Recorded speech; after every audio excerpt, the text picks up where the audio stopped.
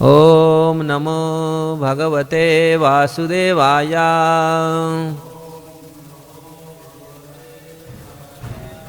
ओम नमो भगवते वासुदेवाय। ओम नमो भगवते वासुदेवाय। लाइट थोड़ा जोड़े, लाइट। नारायण नमस्कृत्य नरं चैव नरोत्तमं देवीं सरस्वतीं व्यास ततो जयमुदीरये। नष्टप्रायेषु अभद्रेषु नित्यं भागवत सेवया भगवते उत्तम श्लोके भक्तिर्भवति नैष्ठिकीम्। मुखं करोति वाचाल पंगुलंघयते गिरि यत्कृपास्तमहं वन्दे श्रीगुरुदिनतारिणि श्रीपरमानन्द माधवः। सर्वशास्त्राधिपीयूषं सर्ववेदैकसत्फलं सर्व सिद्धांत रत्नाढ़िया पढ़ने के लिए सर्वलोकैक दृक्प्रद सर्वभागवतः प्राण श्रीमद्भागवत प्रभु कलिध्वंतादितादित्य श्रीकृष्ण परिवर्तितं परमानंद पाठाय प्रेम वर्षक्षरायते सर्वदा सर्वसेव्याय श्रीकृष्णाय नमस्तुमे।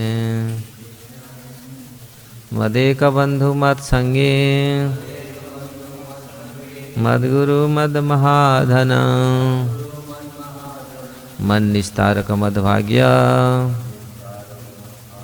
मदानंद नमस्तुते। असाधु साधुदायिने अति नीचो चतो करो हानमुंच कदाचिन्म्या प्रेमणा हृत्कंठयो स्फुरः। श्रीमद्भागवतम की जय। श्रीमद्भागवतम 10वां स्कंद 11 अध्याय। कल 6 हो गया ना, 7 आज हैं, 7, 8, 9।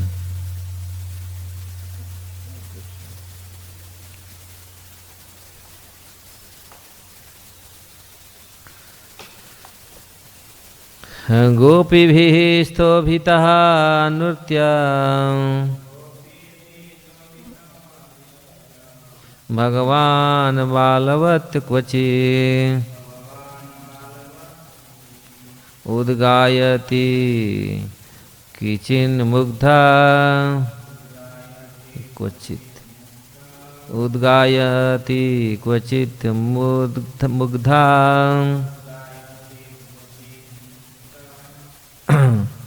तत्वशदारुयंत्रव।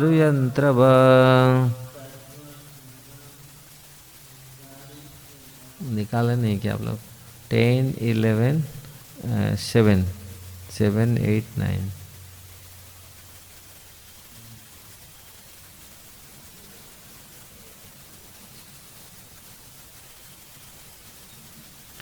गोपीभिः स्तोभितः अनृत्यात् भगवान बालवत् क्वचि उद्गायति क्वचित् मुग्धा तत्वशो दारुयंत्रव। बिभर्ति क्वचिदाज्ञाप्तः पीठोकन्मानपादुकम् बाहुक्षेपं च कुरुते श्वाना च प्रीतिमावहन्। दर्शयन् तत्विदाम दर्शयन् तद्विदाम लोके आत्मनो भृत्यवश्यताम् ब्रजस्य वः वै हर्षं ब्रजस्य वः वै हर्षं भगवान् बालचेष्टितैः दर्शयन् तद्विदां लोके आत्मनो हृत्यवश्यताम् ब्रजस्य वाह वै हर्षं भगवान् बालचेष्टितैः दर्शयन् तत्विदां लोकम् आत्मनो हृत्यवश्यताम् 10-11 ब्रजस्य वाह वै हर्षं भगवान् बालचेष्टितैः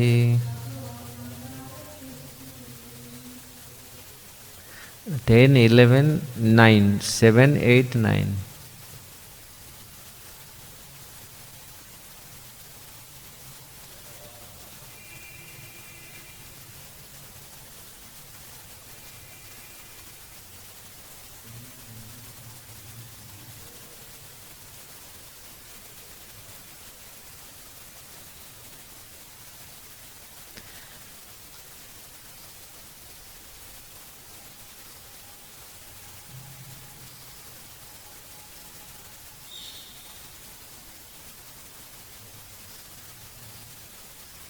पढ़ो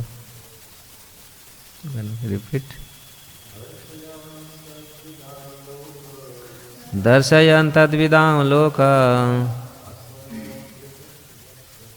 आत्मनो वृत्यवश्यताम् ब्रजस्य वाह वै हर्षं भगवान् बालचेष्टितैः दर्शयन्स्तं विदां लोक आत्मनो हृत्यवश्यताम् ब्रजस्य वाह वै हर्षं भगवान् बालचेष्टितैः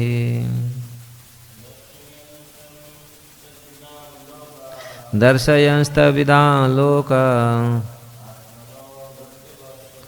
आत्मनो हृत्यवश्यताम्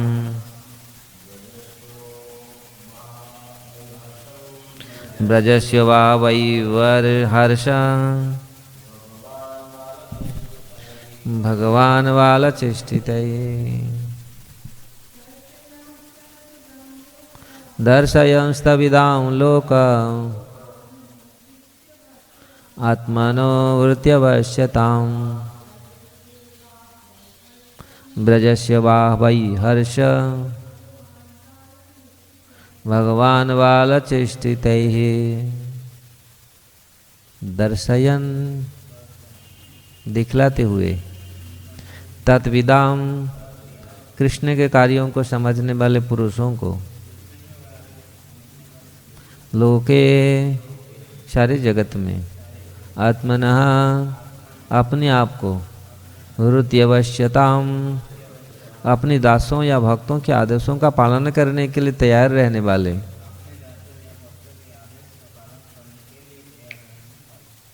ब्रजस्य ब्रजभूमि के उवाह संपन्न किया वै निस्संदेह हर्षम आनंद भगवान बालचेष्टितैः बच्चों की जैसे कार्यों द्वारा। ये तीनों श्लोकों का अनुवाद तात्पर्य अनुवाद 7-8-9। गोपियाँ कहती, हे कृष्ण, यदि तुम नाचोगे तो तुम्हें आधी मिठाई मिलेगी। ऐसे शब्द कहकर या तालियां बजा बजाकर सारी गोपियाँ कृष्ण को तरह तरह से प्रेरित करती। ऐसे अवसरों पर वे परम शक्तिशाली भगवान होते हुए भी मुस्का देते और उनकी इच्छानुसार नाचते मानो वे उनके हाथ की कठपुतलियाँ हो। कभी कभी वे उनके कहने पर जोर जोर से गाते। इस तरह कृष्ण पूरी तरह से गोपियों के वश में आ गए। कभी कभी माता यशोदा तथा उनकी गोपी सखियाँ कृष्ण से कहती, जरा यह वस्तु लाना, जरा वह वस्तु लाना। कभी वे उनको पीढ़ा लाने तो कभी खड़ाओं या काठ का नपना लाने के लिए आदेश देती और कृष्ण माताओं द्वारा इस तरह आदेश दिए जाने पर उन वस्तुओं को लाने का प्रयास करते हैं, किंतु कभी कभी वे उन वस्तुओं को इस तरह छूते मन उठाने में असमर्थ हो और वहीं खड़े रहते। अपनी संबंधियों का हर्ष बढ़ाने के लिए वे दोनों हाथों से ताल ठोक कर दिखाते कि वे काफ़ी बलवान हैं। भगवान कृष्ण ने अपने कार्यकलापों को समझने वाले संसार भर के शुद्ध भक्तों को दिखला दिया कि किस तरह वे अपनी भक्तों अर्थात दासों द्वारा वश में किए जा सकते। इस तरह अपनी बाल लीलाओं से उन्होंने ब्रजवासियों के हर्ष में वृद्धि की। तात्पर्य यह का अन्य दिव्य हास्य रहस्य है कि कृष्ण अपने भक्तों के आनंद वर्धन के लिए बाल लीलाएं करते थे। वे इन लीलाओं को न केवल ब्रजभूमि के निवासियों को दिखलाते थे अपितु अन्यों को भी, जो उनके बहिरंगा शक्ति तथा ऐश्वर्य पर मुग्ध हो जाते थे। किंतु अंतरंगी भक्तों को, जो केवल कृष्ण प्रेम में निमग्न रहते थे, तथा बाह्य भक्तों को, जो उनकी असीम शक्ति पर मुग्ध रहते थे, कृष्ण के अपने दासों के वश में रहने की इच्छा का पता चला।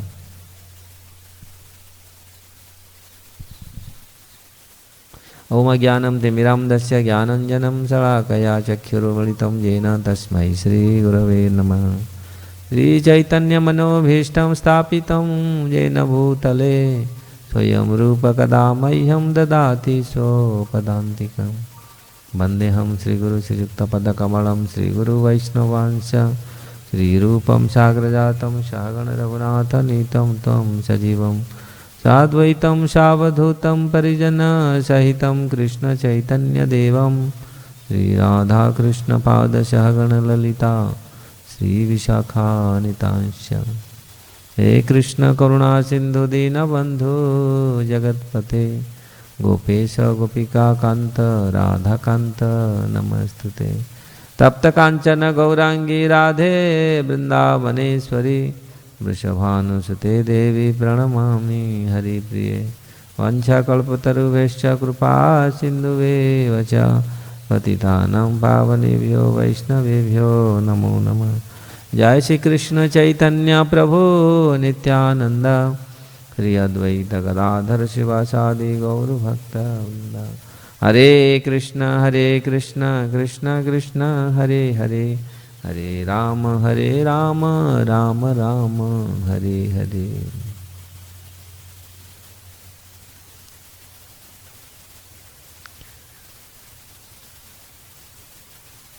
तो 10वें स्कंद की भगवान की बाल लीलाएं, दिव्य लीलाएं हम सुखदेव गोस्वामी के मुख से सुन रहे हैं। अद्भुत लीला ये। इस प्रकार भगवान ब्रजभूमि में ब्रजवासियों को चित्त का हरण करते हैं, चित्त का चोरी करते हैं, मन का चोरी करते हैं और स्वयं मुग्ध हो जाते हैं और ब्रजवासियों को भी मुग्ध कराते हैं। ऐसे केवल अपनी ज्ञाति। You can understand Hindi? Okay okay, no problem. तो ब्रजवासियों का ऐसे केवल अपने परिवारों को नहीं, यहाँ सबको, पूरी ब्रज को, पूरी ब्रजवासियों, केवल इवन ब्रजवासियों नहीं, स्थावर यंगम सबका चित्त को हरण करते थे। तो यहाँ इतनी भगवान इन लोगों को प्रेम करते थे और ये लोग इतनी भगवान को प्रेम करते थे। इसका हम देख रहे हैं, इसका आदान प्रदान, जो प्रेम का आदान प्रदान हम इसमें इस श्लोक से दिख रहे हैं। जो स्वयं भगवान वो आधा मिठाई के लिए नाचेगा आधी मिठाई के लिए बताओ। आजकल तो पूरा मिठाई देने में, माँ बाप भी देने में लोग नाचते नहीं नाचते क्या, काम नहीं करते। आप बच्चे को बोलो, माँ बोलता था ना, हाँ मैं तुमको दूंगा ये काम मेरा कर लो, आज रूम सफाई कर लो। हम लोग के समय ऐसे होता था, थोड़ा बहुत माँ लोग देखिए ये परिवार लोग। लेकिन यहाँ गोपियाँ किस, तो ये जो प्रेम व्यवहार वास्तविक कि दोनों में कितनी घनिष्ठ प्रेम था। कोई आधी मिठाई के लिए जो, और जो भगवान जो सर्वव्यापक हैं, सर्वशक्तिमान हैं, जिनकी इच्छा मात्र से, जिनके संकल्प मात्र से, केवल इच्छा कर लेते हैं, संकल्प कर लेने से उनकी इतनी ऐश्वर्य है, इतनी जो शक्तियाँ हैं, अनंत शक्तियाँ कैसे कार्य करती हैं। और वो साधारण गोपियों के आधा मिठाई में या थोड़ी सी माखन या थोड़ी सी राबड़ी में जो बोलते हैं वही करवाते हैं, भगवान नाचते हैं। तो वास्तविक केवल ये प्रेम के व्यवहार हैं, प्रेमी है। यहाँ ब्रज वास्तविक प्रेमी ही प्रेम है, नहीं तो कोई जिस प्रकार अर्जुन बोलते रथ स्थापयम अच्युतम सेनायर उभयर मध्य रथ स्थाप। हे अच्युत, आप अच्युत हैं, कोई आपको च्युत नहीं, आपको एक सेकंड भी हिला नहीं सकता। जो अच्युत मतलब आप च्युत नहीं हो, आपको कोई हिला भी नहीं सकता। लेकिन हम क्या, मेरे ऑर्डर से आप लेके जाएंगे क्या, रथ को हिलाएंगे, ये रथ को चलाएंगे। तो वहाँ भी जब अर्जुन प्रयोग कर रहे हैं, क्यों आप कृपया मेरे रथ को दोनों सेनाओं के बीच में लेकर के स्थापन कीजिए। तो ये वास्तविक प्रेम है, अर्जुन के प्रति भगवान का प्रेम था। इसलिए रथ को भी हाँके। जो भी कार्य भगवान यहाँ कर रहे हैं स्वयं, ये फिर भी हमारे आचार्य लोग बोलते हैं ये आर्टिफिशियल नहीं है, कोई अनिच्छावश। जगत में ऐसा होता है, कोई बाध्य होकर के अनिच्छा है नहीं, बस तो जाना पड़ेगा क्योंकि बुलाया है, माँ ने बुलाया है, पिताजी ने बुलाया, जाना पड़ेगा मन में। लेकिन यहाँ भगवान ऐसे नहीं थे। भगवान जो भी कार्य करते हैं, भगवान जो भी वो, क्योंकि भगवान ये कपटता नहीं, ऐसे दुष्टता नहीं है। भगवान तो पूरी सच, मतलब सेवक राम बने, मतलब सेवक राम बने। हाँ, ये यहाँ ऐसे दिख रहा है। यहाँ एक्चुअली इसमें विश्वनाथ चक्रवर्ती ठाकुर टीका में लिखते हैं, भगवान जो ये सब कार्य करते थे थोड़ा उनका आनंद को बढ़ाने के लिए। भगवान तो कर सकते हैं, हर कुछ भी कर सकते हैं, लेकिन कभी कभी और ये लोग भी कभी कभी कुछ चीज़ लाने के लिए बोलते थे, तो वो टेस्ट करते थे, ये कितना बड़ा अभी बलवान हुआ ना नहीं, अब ये चीज़ को उठा पाएगा ना नहीं। जैसे घर में माताएं करते हैं, कोई भी चीज़ को उठाने के लिए लेके आते, तो हाँ ये अभी तो इसको उठा लिया, मतलब इसमें शक्ति आ रहा है, धीरे धीरे ये स्ट्रांग बलशाली हो रहा है। तो गोपियाँ जब भगवान को, या माता यशोदा जब भगवान को बुलाती थी, इसके लेके आओ, उसको लेके आओ, तो उसमें ये उनका भावना यही था, ये कैसे ये पक्के बने, धीरे धीरे इनका बल देखे, कितना बल उनका, के सामर्थ्य हैं उनको उठा के लेके आने के लिए। लेकिन हाँ, या उद्गायति क्वचित मुग्ध, उद्गायति क्वचित मुग्ध तद्वस दारु यंत्रवत। पहला श्लोक 7वां में सुखदेव गोस्वामी बोल रहे हैं, जिस प्रकार एक कठपुतली, उदाहरण दे रहे हैं कठपुतली बचपन अभी तो शायद वो पपेट शो होता नहीं, हम लोग बचपन में हम लोग देखे गांव में वो नचाते थे पूरी, ऐसे ऐसे बहुत जोरदार होता है पूरी, वो लोग कितनी देखते थे। और तो कठपुतली जिस पर यंत्र नचाते हैं वो अपनी डोरी से, हाथ में से, हाथ का ही ये है, उसमें नचाते हैं कठपुतली जैसा। ऐसे लगता है गोपियाँ का भगवान कठपुतली बन गई। आज भी बहुत सारे जो समझ नहीं पाते भगवान का दिव्य लीलाओं को, कभी कभी इस प्रकार उपेक्षा, इस प्रकार आलोचना करते हैं भगवान को, नहीं भगवान तो ऐसा किया था, ऐसा किया था। लेकिन इससे ये जो सुखदेव गोस्वामी जैसे परमहंस, सुखदेव क्या ब्रह्मा शिव जैसे परमहंस जैसे ऐसे महान नियंत्रक, महान देवताएं किस प्रकार भगवान के इस बाल्य लीलाओं का आनंद लेते हैं, बाल्य लीलाओं को देख करके। तो ब्रजवासियों के साथ भगवान का ये जो लीला कठपुतली जैसे बनना, ये वास्तविक ही प्रेम का द्योतक है। प्रेम नहीं होगा ऐसा जो सर्वशक्तिमान प्रभु भगवान इस प्रकार मिठाई, आधा मिठाई के लिए या थोड़ी सी कुछ वस्तु के लिए इतना नाचे, ये संभव नहीं है। इसलिए भगवान यहाँ ये सिद्ध कर रहे हैं। आज सुखदेव गोस्वामी तो नामा श्लोक में बता दिया, भृत्य आत्मानं भृत्यवश्यताम्, ये क्यों कर रहे हैं, ये भृत्यवश्यताम् दर्शयन् तद विदाम लोक आत्मानं भृत्यवश्यताम्।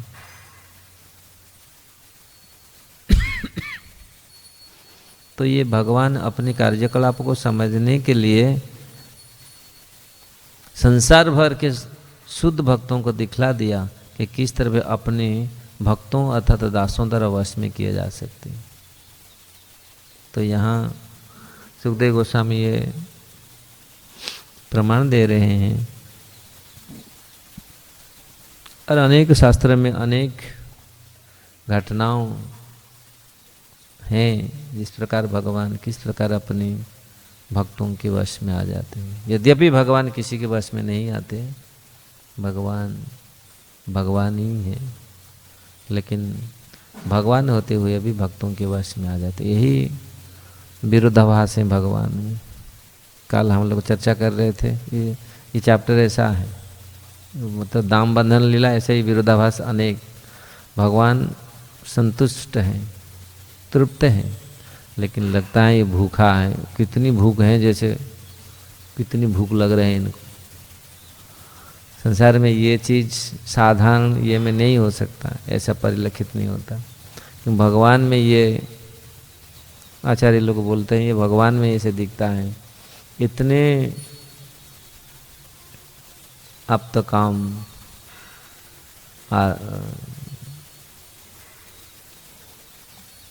आत्मा राम होकर भी किस प्रकार रो रहे हैं, भूख में तड़प रहे हैं, तो ये दिखा गया है। तो यहाँ भगवान ने अपनी कार्यकलापों को इसलिए यहाँ दर्शयन दिखलाते हुए तद विदाम, कृष्ण के कार्यों को समझने वाले पुरुषों को तद विधाम आत्मानो, इसलिए सारे जगत में भगवान अपने शुद्ध भक्तों को ये दिखाने के लिए किस प्रकार मैं भक्त के वश में हूँ, भक्त भृत्य वश्यताओं, इसको ये प्रमाणित कर रहे हैं। और भक्तों को किस प्रकार आनंद बढ़ाने के लिए अनेक प्रकार के बाल लीलाओं भगवान कर रहे हैं। दास्य भक्त, सख्य वात्सल्य माधुर्य, ऐश्वर्य और माधुर्य भक्तों के लिए ये लीला किस प्रकार यहाँ तात्पर्य में लिख रहे हैं। अंतरंग भक्त केवल कृष्ण प्रेम में निमग्न रहते थे तथा बाह्य भक्तों जो उनकी असीम शक्ति पर मुग्ध रहते थे, कृष्ण की अपनी दासों के वश में रहने की इच्छा का पता चला। तो वास्तविक भगवान किस प्रकार अपनी प्रेमी भक्तों के दास्यता वश्यता स्वीकार स्वयं करते हैं, इसे ये प्रमाण मिलता है। नहीं तो कोई भगवान को बांध नहीं सकता, कोई भगवान को डरा नहीं सकता। माता के छड़ी से इतनी भगवान विह्वल हो गए, वो डर गए बहुत। जो यमराज, जिनको यमराज डरता है, वो काल डरता है, तो भगवान माँ के छड़ी से डर गए। तो ये भगवान का भृत्य अवश्यता है, प्रेम है। प्रेम में भगवान इतनी निमग्न हो गए और प्रेम के व्यवहार ऐसे, भगवान प्रेम ऐसे व्यवहार करते हैं जो भूल जाते हैं स्वयं में भगवान हो। नहीं तो अगर भगवान वो भूलते नहीं तो साधारण लोग देखो इस संसार में थोड़ी बहुत कुछ है नहीं उसके, और वो इतनी अहंकार है, मैं ऐसा हूँ, मैं ऐसा हूँ, मैं दिखा दूँ, मैं ऐसा कर दूँ। अब भगवान तो भगवान है, लेकिन भगवान प्रेम में ये सब भूल जाते हैं। मेरा इतना शक्ति है, मैं इतना बड़ा हूँ, मैं भगवान हूँ। कभी कभी वो अप्रेम में भूल जाते हैं मैं भगवान हूँ।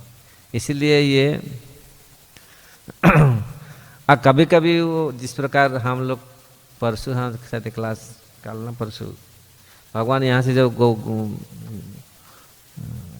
रासलीला को त्याग करके जब गए और दिखाए, गोपियों जो ढूंढ रहे थे, और भगवान जब नारायण रूप दिखाया तो सोचे हम, मेरे को मेरा वैल्यू इतना कम कर दिया, ये इतना समझ नहीं पा रहे। भगवान ने स्वयं देखा, फिर भी क्योंकि भक्त लोग इतनी विह्वल थे भगवान नारायण को भी देख के भी उनके कोई फर्क नहीं पड़ा, हम कृष्ण चाहिए।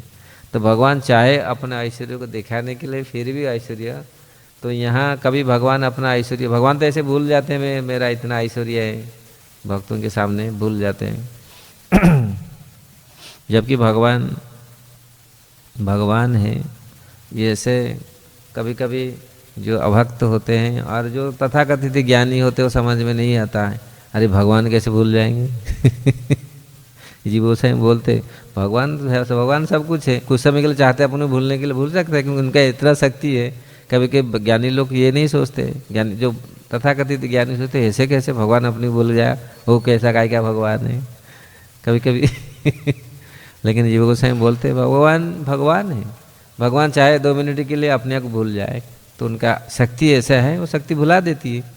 नहीं तो भगवान एक्चुअली भूल नहीं सकते, कुछ नहीं, भगवान सो जाएंगे, हाँ भगवान सोते हैं, भगवान नाचते हैं, भगवान खाते हैं, सब कुछ करते हैं। ये है प्रेम, इसको समझना। इसलिए भगवान का ये सारे चीज अचिंत्य है, अचिंत्य शक्ति है। अगर ये भगवान को समझना है तो इसलिए प्रेम आवश्यक है, भक्ति आवश्यक है। भक्ति नहीं है, ज्ञान में हम लोग समझ नहीं सकते, क्योंकि ज्ञान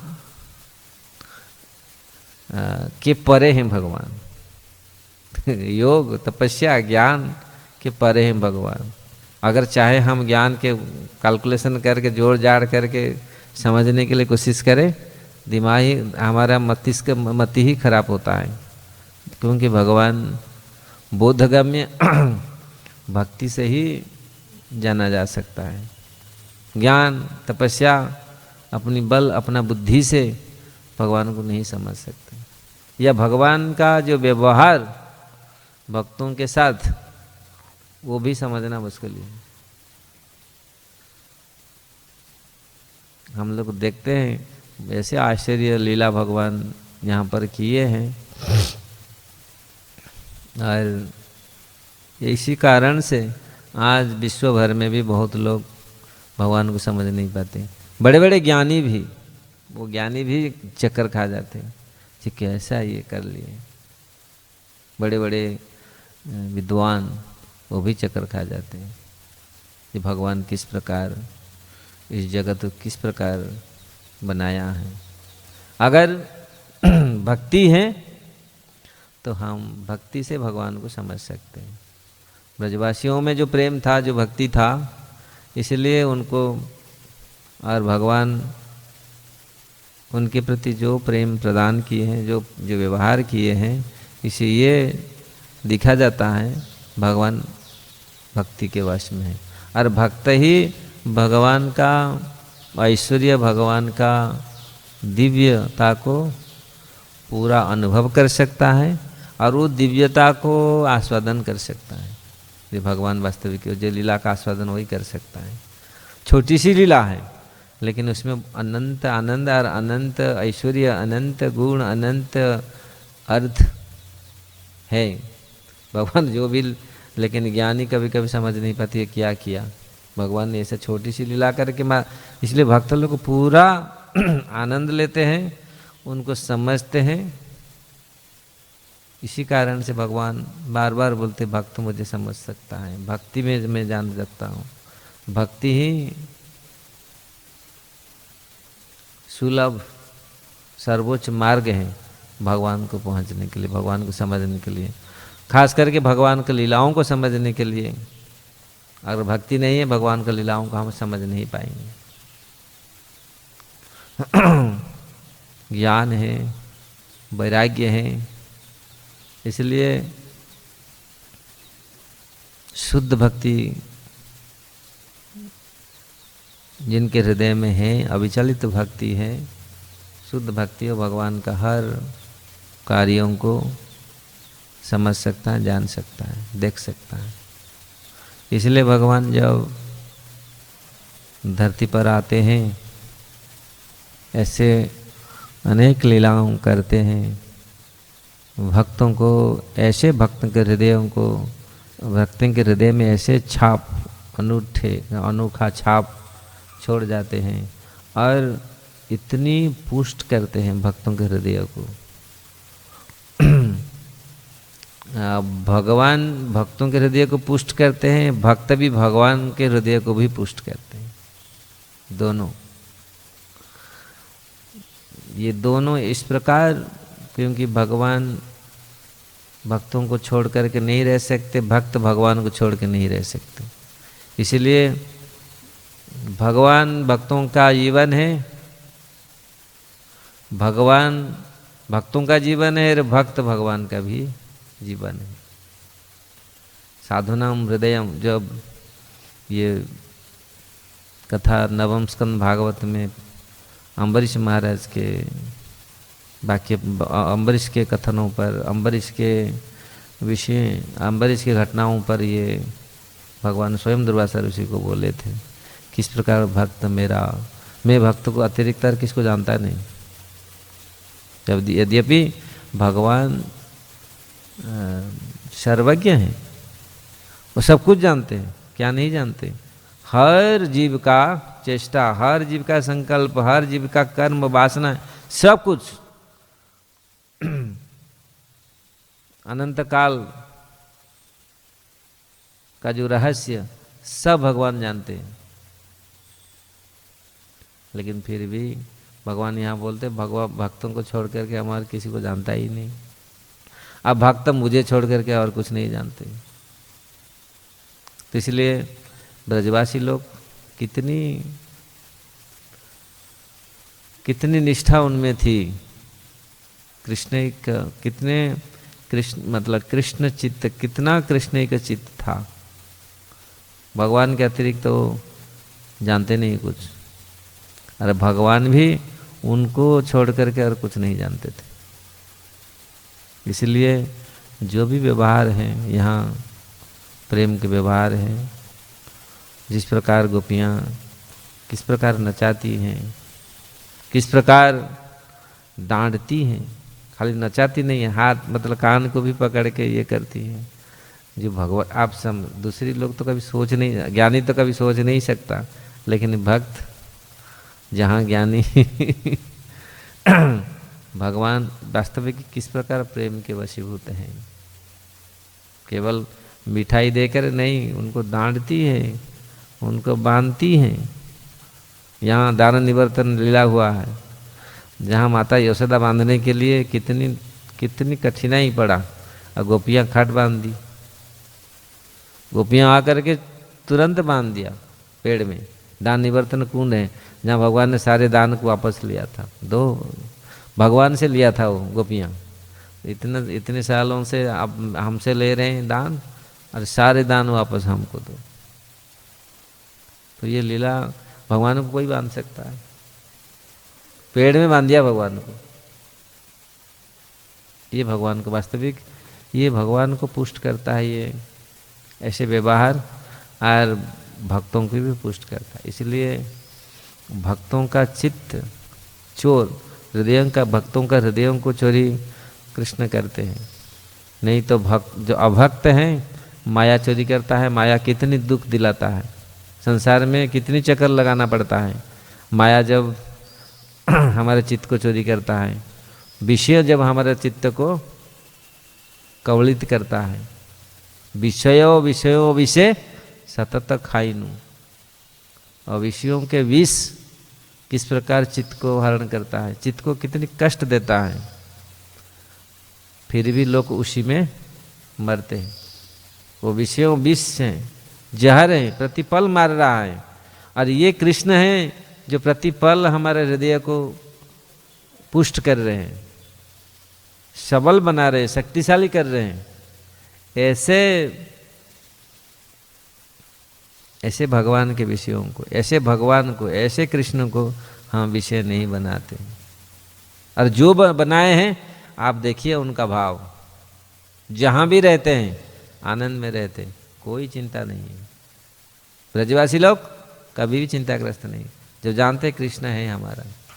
तो भक्त लोग आज भी विश्व भर में हैं, भगवान का भोग लगाते, भगवान का प्रार्थना करते, भगवान का भक्ति करते, नाम जप करते, चिंतन करते, भगवान के नाम, भगवान के लीलाओं में, भगवान के कथाओं में मन को घुसा लेते। और देखिए अनंत आनंद है, अनंत सुख है कथाओं में। इसलिए सुखदेव गोसाई बोल रहे हैं, लगाओ तो मन को उसी में, भागवत में लगाओ, भगवान भागवत सुनो तो भगवान अवरुद्ध हो जाएंगे अगर भागवत श्रवण करेंगे, क्योंकि भगवान इसमें प्रविष्ट हुए हैं। तो भगवान कथा कितनी शक्तिशाली है, भगवान के लीला कितनी शक्तिशाली है। तो भक्त लोग हर समय अवगाहन करते हैं, अवलोकन करते हैं, और उसमें स्वयं को पुष्ट करते हैं। यही उनका भोजन है, यही आत्मा का भोजन है। नहीं तो माया किस प्रकार संसार में विषयों में फंसाता है, कर्मों में फंसाता है, और पूरी जीवात्मा को अनंत दुख देता है। फिर भी जीवात्मा खुश नहीं है, फिर भी जीवात्मा केयरफुल नहीं है, फिर भी जीवात्मा समझ नहीं रहा है। इसलिए इसमें अनंत आनंद है, भक्ति में अनंत शक्ति है, अनंत आनंद है। हमको बलशाली, हमारे चित्त को, हमारे हृदय को, मन और बुद्धि को बलशाली बनाता है, मन को कमजोर करता है भोग, विषय मन को कमजोर करता है। तो इस प्रकार भगवान किस प्रकार हंसा रहे हैं ब्रजवासियों को, हंसा रहे हैं, रुला रहे हैं, सब कुछ। और भगवान कभी वो लोग भी हंसा रहे हैं, रुला रहे हैं, थोड़ा देर करके नचा रहे हैं, पीट रहे हैं, मतलब उनको भी ऐसे कर रहे हैं। तो ये भगवान का जो प्रेम व्यापार है, ये प्रेम व्यवहार है ब्रजवासियों और भगवान का, ये देखने को मिल रहा है। और यही भगवान, यही भक्तों का सब कुछ है। ये विषय ही भगवान, ये भक्तों का ही जन रंजन। गोपी जन वल्लभ गिरिवरधारी, जय राधा माधव कुंज बिहारी। गोपी जन वल्लभ यशोदानंदन ब्रज जन रंजन। जो ब्रजवासियों को उनके चित्त को, उनको मन को, हृदय को आनंद प्रदान करते हैं, रंजन करते हैं। यहाँ तो मनोरंजन, वो वास्तविक आत्मरंजन, मनोरंजन उनके मन को, उनके आत्मा को ही रंजन करते हैं। तो ये भगवान है। भौतिक जगत में लोग दूसरियों को रंजन करते हैं, है ना, दूसरियों को आकृष्ट करने के लिए कितनी कितनी तरह वेशभूषा से लेकर के बहुत सारे चीज, किसको रिझाने के लिए। अरे हमको लोग देखे, इतनी सेंट स्प्रे करके आते हैं कि सब लोग इतनी खुशबू इतना निकलता है, कभी कभी तो लोग पूरी सेंट पूरी शरीर में लगा के आ जाते, इतने सजाते हैं शरीर में लोग, इतने ये करते, किस लिए? दूसरी ये भौतिक जगत को आकृष्ट करने के लिए, माया को और आकृष्ट करने के लिए, और कीड़े को और मतलब दूषित ऐसे लोगों को मन आकृष्ट करने के लिए भौतिक जगत काल को तरह तरह उपाय करते हैं, ये लोग मुझे आकृष्ट हो जाए। और ब्रजवासियों का जो भाव, ब्रजवासियों का जो चेष्टा, हर चेष्टा ब्रजवासियों का हर चेष्टा भगवान का चित्त को आकर्षण करने के लिए था। और साधारण लोगों का, भौतिक जगत के लोगों का चेष्टा एक दूसरे से होड़ करते हैं, जैसे ये जगत हमारे इतने बढ़ जाए, इतनी फॉलोअर हो जाए। इस जगत में दिखाया गया है, बाहर के लोग अपने को दिखाने के लिए, अपने को आकृष्ट करने के लिए कितना कितना तरह अपनाते हैं, लेकिन ब्रजवासियों का चेष्टा, हर चेष्टा भगवान को आकृष्ट करने के लिए, है ना श्रेष्ठ। यहाँ जगत में लोग अपने को, अपना प्रतिष्ठा, अपने को प्रतिष्ठित करने के लिए जो भी कार्य करते हैं, जो भी अपने को सजाते हैं या जो भी प्रतिष्ठित करते हैं, केवल अपने लिए। और वो इसमें कितनी लोग आकृष्ट होते, कितने लोग शत्रु होते हैं, कितने लोग को, और अपना जो चेष्टा, उसके द्वारा अपना जो आकृष्ट, अपने जो भौतिक संसार को आकृष्ट करने के लिए, भौतिक जगत के लोगों को आकृष्ट करने के लिए जितनी सारे चेष्टाएं करते हैं, वो सारे हित में नहीं होता। हम लोग सोचते हैं ये हित है, मेरे को लोग इतने समझ जाएंगे, इतने जान जाएंगे, इतने लोग हो जाएंगे, मैं इतना बड़ा हो जाऊंगा, लेकिन वो सोचते हमारा बड़ा हित है, लेकिन हित नहीं है। इसमें अनेक कर्म को उत्पन्न करते हैं और फंसते हैं। जब तक भगवान के लिए चेष्टा नहीं करते, भगवान को रिझाने के लिए, भगवान को खुशी करने के लिए अगर चेष्टा नहीं किए, जब तक हमारा कर्म समाप्त नहीं होगा। वो कर्म ऐसा है जो दूसरे लोगों को खुशी करने के लिए, संसार यही है, एक दूसरे को खुशी करने के लिए कितने क्या कर लेते हैं। लेकिन अगर उससे थोड़ा सा प्रयास अगर भगवान को खुशी करने के लिए करते हैं, तो कितनी आनंद, कितनी यश, कितनी क्या मिलता है जीवों को। ब्रजवासियों का चेष्टा था, देखो ब्रजवासियों का आज सराहना करें, वो हर चेष्टा भगवान के लिए था। चाहे वो तिलक नहीं किया, कभी बाल को ठीक से नहीं किया, कपड़ा भी, साड़ी भी ठीक से पहना नहीं, वो जो भी, या भगवान को ऐसे लेकर थे, वो स्वयं भी ऐसे कभी कभी होते थे, वो उनके लिए, भगवान के लिए, उसका हर चेष्टा भगवान के लिए था। लेकिन आज जगत में, भौतिक जगत में जो अभक्त हैं, उनका हर चेष्टा दूसरे वो सोचते दूसरी लोग हमसे इतना प्रभावित हो जाएंगे। और प्रभुपाद जी वही कहा करते थे, मैं वहाँ लॉस एंजलिस नहीं गया था, क्या वो न्यूयॉर्क टर्म्स्किन स्क्वायर पार्क में जाके लेने सबको आकृष्ट करने के लिए, वो तो बस सिंपल कृष्ण का कीर्तन करते थे, भगवान को खुशी करने के लिए। भगवान का नाम सुने ये लोग, ये देहाभिमानी, देह भोगी देह, शरीर को सब कुछ मान बैठे जो लोग, देह केंद्रित, आत्मा केंद्रित नहीं, शरीर केंद्रित। कम से कम भगवान का ये नाम सुने, वो आत्मा का जो सुख है, आत्मा का सुख लाभ करे। तो भक्तों का हर चेष्टा, ब्रजवासियों का हर चेष्टा भगवान के लिए है। ऐसे भगवान संतुष्ट रहते हैं और भक्तों भी तुष्ट रहते हैं। इसलिए यहाँ अंतरंग भक्त केवल कृष्ण प्रेम निमग्न, जहाँ जो बहिरंगा भक्त देखता है, हाँ कितना बड़ा है, कितना शक्तिमान है, ओ गिरिराज उठा लिया, ये उठा लिया भगवान, ऐसा ऐसा जो बहिरंगा भक्त है। और कैसे कैसे भगवान आज भी ऐसे हैं संसार में लोग। कृष्ण को क्या समझेंगे? क्रिकेट स्टार को समझेंगे, फिल्म स्टार को समझेंगे, हाय बड़ा, हाय हाँ क्या कर दिया, क्या छक्का लगा दिया ना, लोग यही सराहना करते। भगवान को कैसे समझते हैं? भगवान को समझने के लिए चाहिए भक्ति। हरे कृष्ण। क्योंकि यहीं पर रखते सब लोग, आप लोग थके हुए हैं। कोई प्रश्न है?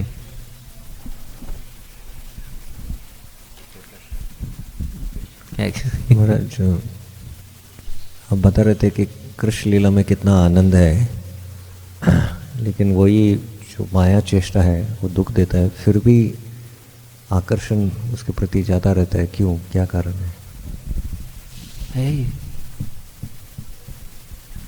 हाँ, कृष्ण लीला तो अमृत है, लेकिन अमृत पान करने वालों के लिए विष है। कारण अमृत वो कौन पान नहीं कर सकता? अमृत तो अमृत है, वो तो सबके लिए अमृत है, लेकिन उसके लिए जहर जैसा है जो बीमारी जिसको है। हम लोग बीमारी है, क्योंकि इसलिए अमृत भी हमको तीता लग रहा है। जबकि कृष्ण कथा, कृष्ण ये कितनी, क्योंकि जो रोगी हैं, जो बीमारी हैं, बीमार हैं, उसका अच्छा नहीं लगेगा, वही कारण है। नहीं तो कृष्ण कथा ये अमृत है। और जो थोड़ा से बीमार से मुक्त है ना, वो तुरंत पकड़ेगा। आज बीमारी में ज़्यादा अचार ये चीज़ खाने के लिए इच्छा होता है। जो बीमारी है, बीमार जिसको है ना, वो हमेशा बीमार, मतलब शरीर बीमार है, मन भी बीमार है, कलुषित है। क्योंकि जो क्वचित लोग, जो लोग शुद्ध भक्त हैं, वो शरीर की चेतना में नहीं है, वो बीमार हो जो भी हो, उनके आत्मा को माइंड लगा हुआ है भगवान में। नहीं तो 99 क्या 110, 100-200% लोग शरीर थोड़ा सा कुछ हो गया, अब और बार थोड़ा सा ये शरीर तो छोड़ो, कार थोड़ा सा पिट गया, शरीर से जो संबंधित हैं, कार भी वो थोड़ा सा बैठ के आराम से, कार मेरा को तोड़ दिया, अरे बाबा रे 10 दिन क्या 100 दिन तक पूरी, वो बेटा उसको मारूंगा, वो मेरा कार को मार के चला गया, उसको छोड़ूंगा नहीं। ऐसा दिखा गया संसार में। मेरा घर को ऐसा कर दिया, देख लिया, मेरा घर का ऐसा कर दिया, मेरे को थूक दिया, ये शरीर की चेतना है। अब देखिए संसार में यही लड़ाई है, यही जगत है पूरी। मैं तो बचपन से देख रहा हूँ, यही जगत है। जगत मतलब यही है। इससे ऊपर है जो आध्यात्मिक जगत, ये भौतिक जगत यही है, जहाँ जहरी जहर है, विष ही है ये। कृष्ण बलराम की जय। इसी में लड़ाई पूरा चल रहा है, जगत इसमें चल रहा है। लेकिन भक्तों का जगत ये नहीं। अगर भक्त हो करके इसी चीज़ में रहे तो फिर क्या भक्त है? तो हम ये जो है, भक्त तो अमृत पाता है, अमृत पीता है, निरोग रहता है, मन इंद्रियां सब। इसीलिए हमारे गुरु महाराज जी कहते थे ये बीमार है, अरे हमारे आचार्य लोग को बोले, इसलिए अमृत घुस नहीं रहा है, तीता लग रहा है। शुगर का जो जंडिस वाले को गन्ना अच्छा नहीं लगेगा, वो तो वो खाएगा, वो उसको लगेगा तीता तीता लगेगा। ये ऐसे हैं, बीमार ग्रस्त हैं। और बीमारी मुक्त होने के लिए वही जंडिस, वो जंडिस वालों को वही गन्ना खाना पड़ेगा। उसको ज़बरदस्ती खाए, उसका दांत इसका वो धीरे धीरे फिर टेस्ट बदलेगा। कृष्ण कथा अमृत है, लेकिन जंडिस वालों के लिए नहीं है, बीमारियों के लिए कड़ुआ है। उनके लिए, सबके लिए है कृष्ण कथा अमृत है, अमृत सबके लिए सुलभ है, लेकिन बीमार है इसलिए थोड़ा टेस्ट नहीं लग रहा है। उसी को बार बार खाएं इसलिए बार बार कृष्ण कथा सुने, बार बार पढ़ें तो चित्त शुद्ध होगा, इंद्रियां शुद्ध होगी, तो फिर वो वस्तु अच्छा लगेगा। समय ऐसे आएगा हम और छोड़ेंगे नहीं, क्योंकि पूरा बीमार मुक्त हो जाएंगे, ऐसे पान करते रहेंगे वो। जुड़ाओ भक्ति विनोद प्राण, भक्तिविनोद ठाकुर लिखे ना, बहुत सुंदर। कृष्ण हाँ, कृष्ण नाम रस करिया पान, जुड़ाओ भक्ति विनोद प्राण।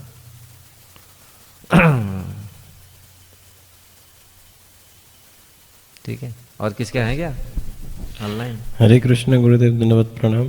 व्हिच इज मोर इम्पोर्टेंट, कर्म और धर्म? क्या अधिक महत्वपूर्ण है, कर्म या धर्म? बहुत इको हो रहा है इसमें, सुना ही नहीं। कि क्या अधिक महत्वपूर्ण है, कर्म या धर्म? कर्म और धर्म। अच्छा ऐसे बोलो, माइक मत बोलो, माइक में ज्यादा ही हो रहा है।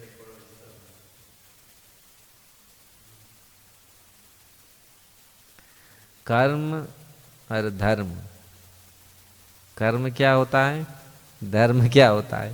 धर्म का परिभाषा अलग है, कर्म का परिभाषा अलग है। कर्म, आजकल तो लोग कर्म क्या होता है जानते नहीं। कर्म क्या है? वास्तविक शास्त्रानुमोदित, जो शास्त्र के हिसाब से जो कहा गया हो, आजकल लोग तो जानते नहीं कर्म अकर्म विकर्म, इसमें भेद क्या है, कर्म क्या है, अकर्म क्या है, विकर्म। लोग सोचते हैं आज लोग क्या सोचते हैं, अपने शरीर, अपने को सुख देने वाला जितनी सारे कार्य वही कर्म है। ये लोग सोचते हैं मैं कैसे सुख में रहूँगा, कैसे सुख में शांति में रहूँगा, जितना, अरे मेरे परिवार वाले ये सब रहे, यही मेरा कर्म है। इसीलिए वो चाहे कैसा भी कर्म हो। अधर्म तो कर्म के ऊपर है जो धर्म आ जाता है वो कर्म के ऊपर है। धर्म तो साक्षात भगवत प्रणीतम, तो धर्म उसको कहा गया भगवान का उपदेश है, और वास्तविक जीवात्मा का स्वाभाविक कर्तव्य है जो धर्म, जो उसको छोड़ के रह नहीं सकता, वो धर्म है। अब पहले कर्म को तो समझे लोग, फिर धर्म को समझेंगे। आजकल तो कर्म को समझ नहीं रहे, वो सोचते हैं बस, हमारे उड़िया में बोलते हैं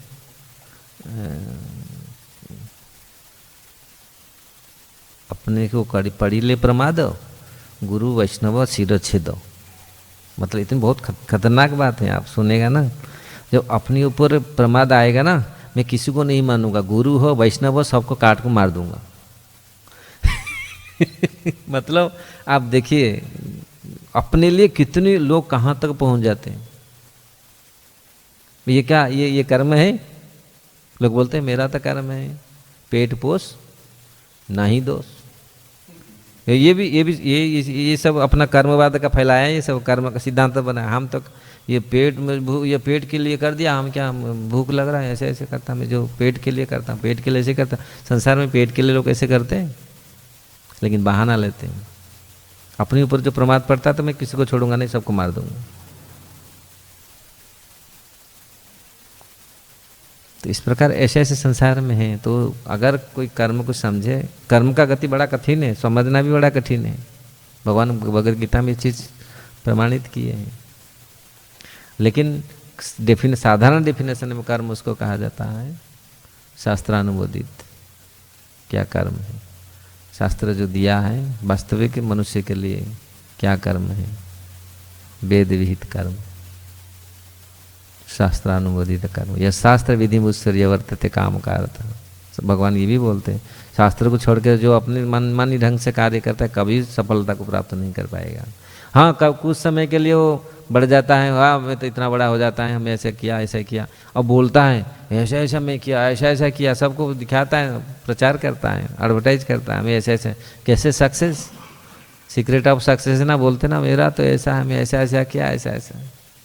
आजकल लोग तो इतने अपने को वो शास्त्र फास्त्र का, वो शास्त्रों का ही समझते नहीं। ये शास्त्र क्या है, लेकिन कितना दिन तक चलता है, ये ज़्यादा दिन तक नहीं चलता।